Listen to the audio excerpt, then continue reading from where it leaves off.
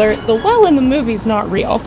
I'll become my father's daughter. I close my eyes and see.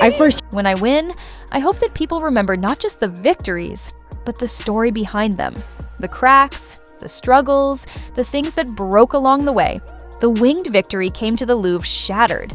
Her marble body carried there in fragments. Yet she became one of the most admired sculptures in the world. People still line up to see her because imperfection, when honest, becomes art.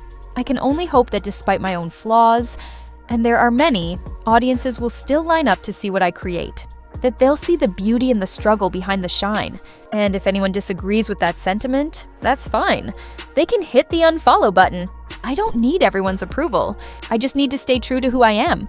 Then the internet erupted. News spread like wildfire that an OnlyFans account pretending to be Rachel Zegler had gone viral, racking up over 5,000 subscribers almost overnight. At first, people were stunned. The photos and videos looked disturbingly real, but they were completely AI-generated, crafted by someone using deepfake technology to impersonate her. Rachel had absolutely nothing to do with it. Yet the damage was already done. The situation was made even worse by timing. She was still reeling from the backlash surrounding her Snow White press tour and the film's disastrous box office results. The fake account became one more reason for the internet to pile on, amplifying every criticism and turning her from a promising Hollywood newcomer into an online punchline. To many people, Snow White's failure wasn't a shock at all. Who's surprised? One viral post read, "You cast one of the most disliked and out-of-touch actresses in Hollywood and somehow made Gal Gadot the bad guy." Harsh words, but they reflected a growing sentiment that Rachel had become her own worst enemy. The controversy could largely be traced back to her own interviews, where confidence blurred into condescension. During one particularly infamous press event, a reporter asked Rachel how her version of Snow White would differ from the 1937 original. She smiled and said, "Well, the original came out in 1937, and you can tell. There's a big focus on her love story, with a guy who literally stalks her." She laughed, calling it weird, and added, "We didn't do that this time." What might have been intended as humor came across as mockery. Instead of showing respect for a beloved piece of film history, she seemed to be ridiculing it, and by extension, the fans who cherished it. Her tone rubbed people the wrong way. Instead of sounding like an artist reimagining a classic, she sounded like someone dismissing what came before her. Even snippets of dialogue from promotional material didn't help her image. "Some privileged white guy thinks his opinion matters? Get over your entitlement," her character says in one clip. "I'm not a damsel in distress waiting for you to ride in on your high horse." Rachel positioned her version of Snow White as a bold, feminist reimagining, one that would reject traditional romance and focus instead on independence and leadership. She believed she was correcting the story, modernizing it for a new generation. But to audiences, her words didn't sound like empowerment anymore. They sounded like arrogance, as though she was saying her version was not just different, but better than the original. By that point, public perception had shifted completely. What began as excitement for a young star rewriting a classic had turned into a lesson in how quickly the internet can turn against you. For some, Rachel Zegler wasn't seen as a visionary or a feminist icon. She was seen as a performer who had lost touch with humility. As one critic bluntly put it, Rachel Zegler stopped sounding like a reformer and started sounding like a narcissist. As the promotional campaign for Snow White continued, Rachel Zegler's comments began to take on a life of their own. What had once been lighthearted interviews slowly turned into viral controversies that snowballed beyond her control. She spoke passionately about her version of Snow White, saying she was ready to elbow everyone out of the way to play the part. A line she delivered with a laugh, but one that struck many as abrasive. It painted an image not of a humble newcomer honoring a legacy role, but of someone aggressively staking her claim in Hollywood. Her words, meant as empowerment, instead echoed like a challenge. She went further, dismissing the assumption that the story would revolve around romance just because a man had been cast opposite her. "We cast a guy, Andrew Burnap, but all of Andrew's scenes could get cut. Who knows? It's Hollywood, baby," she joked. To her, it was witty self-awareness, a comment on how women are often defined by their male counterparts. To audiences, though, it sounded careless, even disrespectful, implying that the film's male co-star was disposable and that the story's emotional heart didn't matter. Then, she said something that sent shockwaves through fan circles and studio boardrooms alike. If I'm going to stand there for 18 hours a day in a dress as an iconic Disney princess, I deserve to be paid for every single hour the film is streamed online. Some praised her for demanding fair compensation in an age of corporate greed and digital exploitation. But to many others, it came across as entitlement, a bold, unfiltered declaration that sounded tone-deaf at a time when Disney itself was under fire for massive layoffs and declining profits. Rachel continued to emphasize that her Snow White was not going to be saved by the prince. In her version, the princess wasn't dreaming of love or waiting for rescue. She was dreaming of power, independence, and leadership. In theory, it was a message of modern empowerment. But to longtime Disney fans, it sounded like a rejection of everything they loved about the character. Why remake a story you don't respect? Became the question echoing across fan forums, reaction videos, and headlines. Her words, however well-intentioned, were perceived as dismissive, almost mocking toward the original film's charm and innocence. The criticism grew louder as clips circulated online. Her laughter, her tone, her body language, everything was dissected frame by frame. People didn't just hear her, they felt her disdain. The 1937 Snow White wasn't just another movie. It was Disney's foundation, the film that started an empire. And now, to many, it felt like Rachel Zegler had taken a sledgehammer to that legacy. Then came the commentators and culture critics. On YouTube, one voice declared, "Rachel Zegler is extraordinarily woke, but she's woke in a way that's completely deranged. She's not empowering women, she's alienating them. She thinks it's about feminism, the patriarchy, and politics, but really, she's just unhappy and unstable." Like most of Hollywood. Harsh, cruel words, but ones that spread rapidly through the algorithm. Others joined in, calling her arrogant, detached, or even delusional. Some conservative voices began urging families to boycott the film entirely, saying, "Don't let your kids watch this feminist rewrite of a classic." It was no longer about the movie. It had become a referendum on Rachel herself, her values, her personality, her presence. Every new quote reignited old outrage. As box office projections began to plummet, her past interviews resurfaced like digital ghosts. "The internet doesn't forget," one journalist remarked. And indeed, it didn't.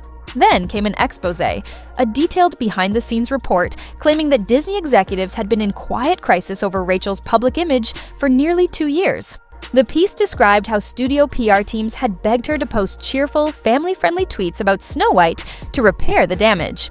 She agreed, posting, "So excited for you all to meet my version of Snow White. Can't wait to play her." The tweet performed incredibly well, racking up millions of impressions. But just hours later, she followed it with another. "And never forget, Free Palestine." The studio, blindsided, reportedly sent a producer to meet with her in person. "We respect your views," they told her, "but please understand, this isn't the time or place. We're trying to build excitement for a children's movie." Rachel refused to take the tweet down. Soon after, Disney allegedly hired a dedicated media consultant to monitor her social presence, hoping to prevent further damage during the rollout. But the issue went deeper than politics. It was about how she carried herself in interviews.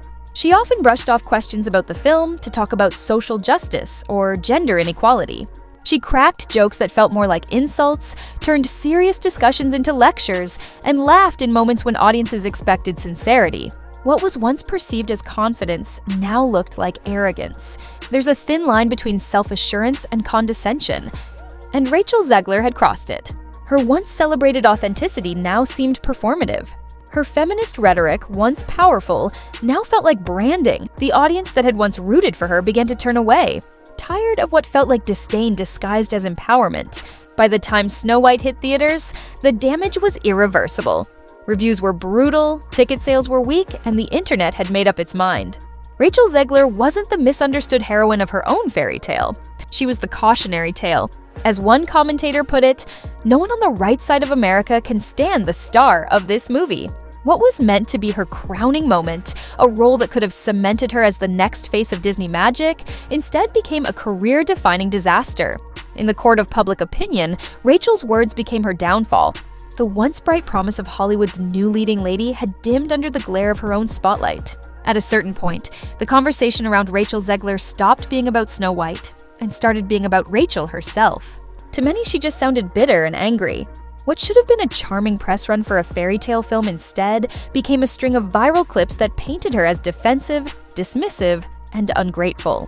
When you don't seem to like your own character, when your words suggest contempt for the story you're supposed to embody, audiences notice.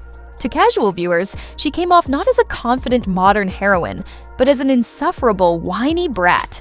But the truth is, Rachel isn't the first actor to challenge tradition or to speak boldly about progress in Hollywood. What set her apart, and not in a good way, was how she did it. Her tone often felt like it disregarded the deep emotional connection that millions of people have to the story she was retelling. Instead of positioning herself as the new generation's Disney princess, she seemed eager to burn the old blueprint entirely and offered nothing equally compelling to replace it. Her rhetoric didn't inspire, it alienated. Instead of being seen as a trailblazer, she became a target. Then came the bizarre twist that seemed to capture her entire public downfall in a single metaphor: an OnlyFans impersonation scandal. The account, entirely AI-generated, used fabricated images so convincing that thousands subscribed before realizing it wasn't real. It was quickly exposed as fake, but symbolically, it said something larger. The public no longer bought what Rachel was selling. The digital clone became a reflection of her Hollywood persona: synthetic, detached, and unrecognizable from the person she once appeared to be. Now, as Rachel tries to salvage her career, the internet seems to have moved on without her. In a business where perception is everything, she's discovering one of the cruelest truths about fame. Being the main character doesn't always mean applause. Sometimes it means silence. Sometimes it means ridicule. Sometimes it means watching the world laugh while you're still trying to explain yourself. Ironically, Snow White had been designed as a double showcase: Rachel Zegler and Gal Gadot, two leading women, sharing top billing in what was supposed to be Disney's next great live-action success story. But as the press tour unfolded, something felt off. Interview after interview carried an uncomfortable energy. Gal smiled politely, but rarely looked in Rachel's direction. When they appeared together, the air felt heavy, tense, a performance within a performance. By the time the Oscars came around, the rumors that had circulated quietly online for months finally crystallized into something visible. When the camera panned to Rachel and Gal in the audience, the discomfort was unmistakable. Rachel's smile looked strained, Gal's expression unreadable. They posed for a few quick photos together, stiff, distant, before parting ways. Gal spent most of the night mingling with other stars, attending interviews alone, and carefully steering clear of her co-star.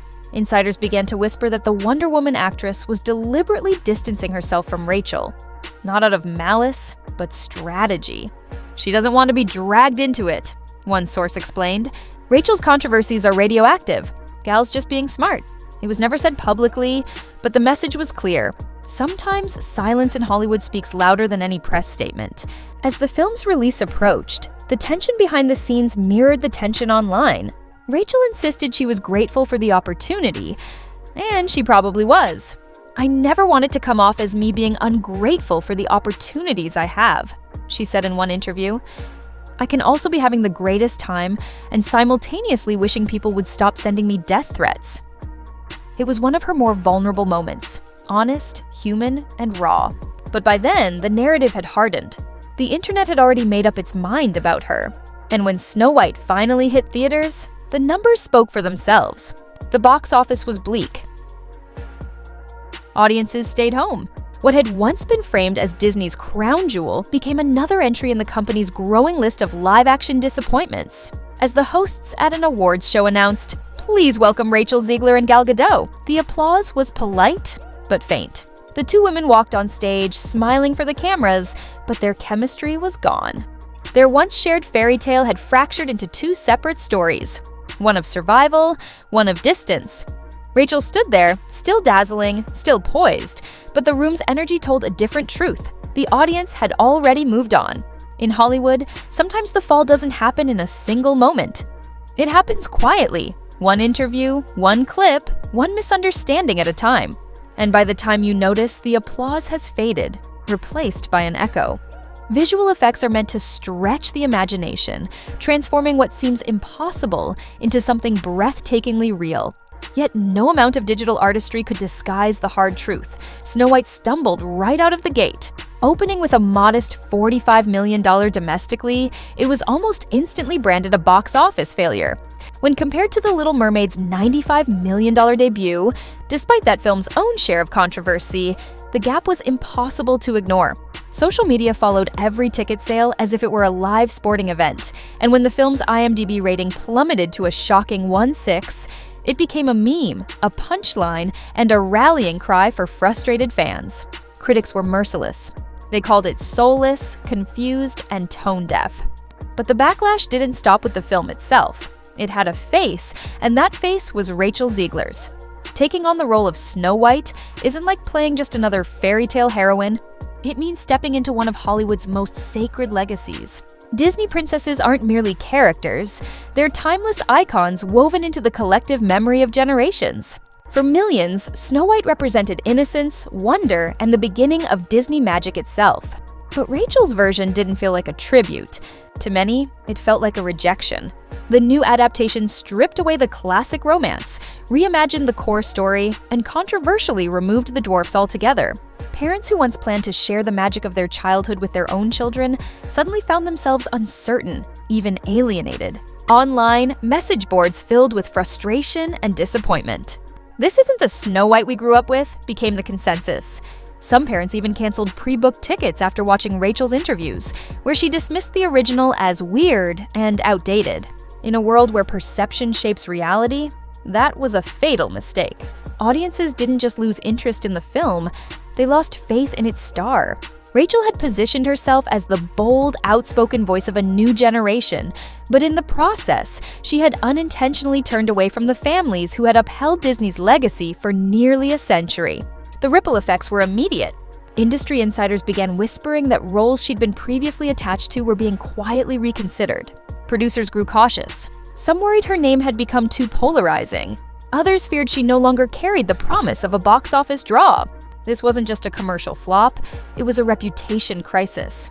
A few short years ago, after West Side Story, Rachel Zegler was hailed as Hollywood's next great discovery, an actress with raw talent and an Oscar-worthy voice. She embodied the optimism of a new era. But now, that narrative has collapsed in on itself. Instead of ascending, she's plateaued, maybe even fallen. Audiences aren't indifferent anymore. They're actively rooting against her projects, mocking her interviews, and sharing clips that reinforce the very image she's trying to escape. Plenty of stars have weathered career setbacks, but Rachel's situation feels different because the wounds were largely self-inflicted. In the entertainment world, where image is currency, she's running low on credit. No major stars have spoken publicly in her defense, and no obvious rebranding or comeback plan seems to be in motion. The sting of Snow White's failure lingers, casting a long shadow over everything she does next. Rachel Zegler was once seen as the bright, fearless future of musical cinema, the kind of performer who could carry Disney into its next century. Now, she's become a symbol of how quickly that spotlight can burn out. Viral deepfakes, awkward red carpet moments, and endless social media jokes have replaced the applause. And while Hollywood loves a redemption arc, it's becoming clear that before Rachel can stage her comeback, she'll have to confront the harshest truth of all. In this business, being the main character doesn't guarantee admiration. Sometimes it guarantees isolation.